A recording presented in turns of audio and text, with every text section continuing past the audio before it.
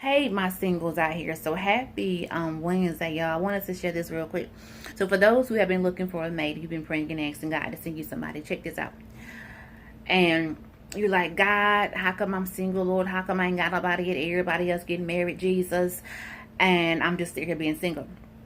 Know this, that God is an on-time God. He's an on-time God, period. And know that God hears your prayers. He hears everything that you are asking him for. Another thing is that, see, God isn't going to place you in a situation where he knows that you can't handle it. God isn't going to send you somebody if he knows that you're not ready to take on that responsibility. So what God is doing right now, God is trying to mold you. God is trying to shape you. God is trying to grow you up. So God is preserving you. He's putting you aside. He's putting you aside so he can continue to tweak you into the woman, tweak you into the man that he wants you to become. So when God is done molding you and stuff like that, and doing everything that he needs to do inside of you, guess what? He will present you to the person that he already has in store for you. Or matter of fact, you ain't even thinking about a relationship because God has already molded you into the woman that he wants you to become. God has molded you into the man that he wanted you to become. And so right now, you're so focused on your purpose. You're so focused on whatever God is wanting you to do. In your singleness, you ain't worried about no person right now. You worried about your purpose. You worried about your works.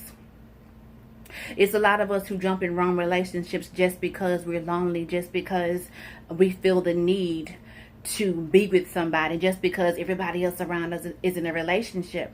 But when God isn't in the relationship, you won't be able to stand on solid ground. So you need kingdom around your relationship. You want kingdom in your relationship. You want God in your relationship. And when you have God in your relationship, can't no man, can't no woman, can't nothing tear you and that particular person apart, because you have God in your relationship. So for all my singles out here, don't rush the process. Live your life.